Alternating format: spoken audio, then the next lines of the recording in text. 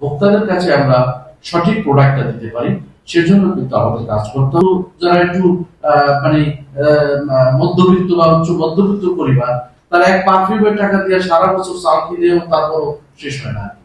কাজেই আমরা যেগুলি এখন এই যে বিউটি প্রোডাক্ট যেগুলি ব্যবহার করি, বিশেষ করে শ্যাম্পু বা ক্রিম বা শাওয়ার জেল, সাবান, মানে অনেক ধরনের প্রোডাক্ট যেগুলি ব্যবহার করি, এগুলির ব্যবহার দিন দিন বৃদ্ধি পাচ্ছে।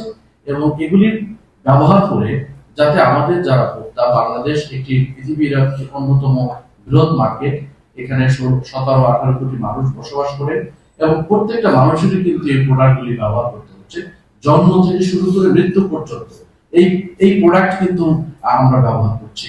তা সেক্ষেত্রে যাতে ভোক্তাদের কাছে আমরা সঠিক প্রোডাক্টটা দিতে পারি, সেজন্য কিন্তু আমাদের কাজ করতে হবে। এবং আমাদের দুজন ডাইরেক্টর মহোদয় এবং ওনারা বলেছেন যে আমরা বিদেশি মোড়কে দেশীয় প্রোডাক্ট বাজারে না ছেড়ে যাতে করে আমি আমার নিজের ব্র্যান্ডে, মেড ইন বাংলাদেশ, এই ব্র্যান্ডে যাতে আমি আমার প্রোডাক্টটা মার্কেটে আমি নিয়ে আসতে পারি, সেজন্য আমাকে কাজ করতে হবে।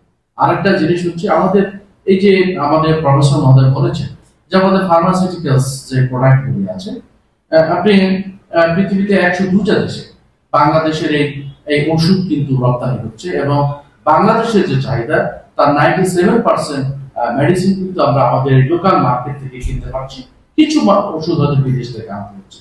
তো এই যে এটা কিন্তু এই যে ধরেন ভ্যাকসিনকো আছে, এরপরে হচ্ছে ইনসেপ্টা আছে, স্কয়ার আছে, রেডিয়েন্ট আছে, এরকম বিগ বিগ ফার্মাসিউটিক্যাল কোম্পানি আছে বাংলাদেশে যারা পৃথিবীতে অনেক বিখ্যাত এবং আমেরিকা, ইউরোপের মার্কেটে আমাদের এই মেডিসিন গুলো কিন্তু বেশ সগৌরবে এখানে তারা কাজ করছে আর কি।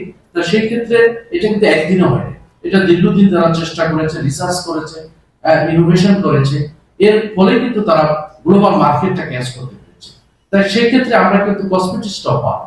এখানেও আমি মনে করি আমার প্রচারের পাশাপাশি আমার রিসার্চের পর্যাপ্ত জায়গা এখানে কিন্তু রয়েছে। আপনি কোরিয়ার উদাহরণ দিলেন, পৃথিবীতে কোরিয়ার স্ট্রিট ফুড হচ্ছে নাম্বার 1, সবাই স্ট্রিট ফুড খাচ্ছে, কেউ অসুস্থ হচ্ছে না, কারণ ওখানকার যে ওয়েদার এনভায়রনমেন্ট, ওখানে বাতাসের হিউমিডিটি নাই, ওখানে আপনি একটা লোক 5 দিন একটা গেঞ্জি গায়ে দিয়ে হাঁটলেও ঘামের গন্ধ বের হচ্ছে না, ওখানে কোনো ধুলা নাই বাতাসে, এই কারণে স্ট্রিট ফুড সেখানে খুব পপুলার। এখন এই কোরিয়া বলেন, থাইল্যান্ড বলেন, ইউরোপ আমেরিকা যেখানে শীত প্রধান দেশ, মোটামুটি বছরে সারা বছরই শীত থাকে, 9 মাস তো অনেক দেশেই থাকে, সেখানকার মানুষের স্কিনের যে কোয়ালিটি, সেখানে যেই ধরনের প্রোডাক্ট বা কসমেটিক্স দরকার, আপনি যদি সেই প্রোডাক্ট যদি আমার দেশে নিয়ে আসেন তাহলে কিন্তু কাজ করবে না। কারণ আমার দেশে আমি 10 মিনিট রাস্তা দিয়ে হাঁটলে মোটামুটি আমি ঘামে ঘর্দমাক্ত হয়ে যায়, আমি গোসলের মতো হয়ে যাচ্ছে। আমার এখানে প্রতিনিয়ত আমার স্কিনে আমার বাতাসের সাথে ডাস্ট আসতেছে। কাজে এখানকার এনভায়রনমেন্টের সাথে কি ধরনের প্রোডাক্ট আমার দরকার সেটা কিন্তু রিসার্চ করে আমাদের ওইভাবে প্রোডাক্টের ডেভেলপমেন্ট করতে হবে, ওইভাবে স্পেসিফিকেশন আমাদের কিন্তু ডিটারমাইন করতে হবে, তাহলে এই প্রোডাক্টটা এখানে চলবে এবং মানুষের আস্থা অর্জন করতে পারবে। আমাদের যদি ট্রাস্টের জায়গাটাকে যদি আমাদের অর্জন করতে হয়, তাহলে অবশ্যই কোয়ালিটিটাকে অবশ্যই ডেভেলপ করতে হবে। ভোক্তা কিন্তু কখনো বোকা না, ভোক্তা কিন্তু ঠিকই মার্কেট থেকে তার জন্য যেটা দরকার সেই উপযুক্ত প্রোডাক্ট কিন্তু সে ঠিকই কিনবে এবং সে অর্থ ব্যয় করে কিনবে। তাই সেজন্য আমাদের সবাইকে কাজ করতে হবে। আমাদের ভোক্তা অধিকার সংরক্ষণ অধিদপ্তরের কাজটাই হচ্ছে ভোক্তার কাছে সঠিক জিনিসটা পৌঁছে দেওয়া এবং এটা নিশ্চিত করা, এবং সেই ক্ষেত্রে যদি কেউ কারচুপি করে বা কাউন্টারফেইট প্রোডাক্টের বাজারে থাকে সেটা অভিযান করা। এবং আমাদের মিডিয়া বন্ধু যারা আছেন আমাদের সাথে এইটাকে কাজ করছে, আমি মনে করি এটা দেশের জন্য একটি বড় কাজ।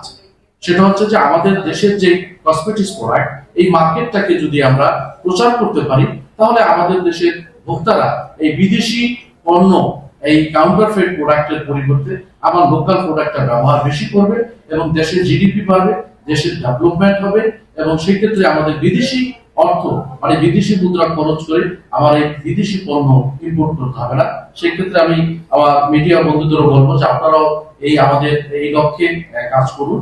এবং এই অ্যাসোসিয়েশন যেটা আছে, যেমন এপিআই আছে, অ্যাসোসিয়েশন অফ ফার্মাসিউটিক্যালস ইন্ডাস্ট্রিজ, তাই তারা কিন্তু মোটামুটি বাংলাদেশে এখন একটা বড় শক্তিশালী একটা সংগঠন। আমি আশা করছি যে এই যে বিউটি প্রোডাক্টস এর যে মেড ইন বাংলাদেশ এই যে স্লোগান নিয়ে যে আমরা সামনে এগোচ্ছি, তাতে আরো স্টেক হোল্ডারদেরকে এখানে অ্যাসিমিলেট করে যাতে আমরা একসাথে একটা ভালো লক্ষ্য নিয়ে কাজ করতে পারি।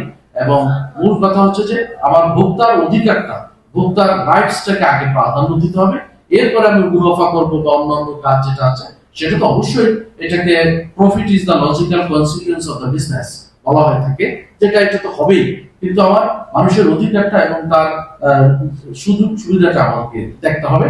তো আজকে আপনারা সবাই এখানে কষ্ট করে এসেছেন, অনেক বক্তব্য আপনারা শুনেছেন। আমি আশা করবো এর মাধ্যমে অবশ্যই এই শিল্পের বিকাশ হবে এবং বাংলাদেশের প্রত্যন্ত অঞ্চলে যারা আছেন সকল ভোক্তার কাছে একটা মেসেজ যাবে যে মেড ইন বাংলাদেশ নামে আমাদের এই যে বিউটি প্রোডাক্টস গুলি মার্কেটে আসতেছে, এটা কোয়ালিটি ভালো এবং এটা ব্যবহার করলে আপনি প্রতারিত হব না, এবং এটা একদিকে দেশের প্রোডাক্টকে উৎসাহিত করা হবে, এটা আরো তার কাঙ্ক্ষিত লক্ষ্যে পৌঁছে যাবে, এই আশাবাদ ব্যক্ত করে সকলকে আমি আবারও ধন্যবাদ জানিয়ে আমার বক্তব্য এখানে শেষ করছি। সবাই ভালো থাকুন, সুস্থ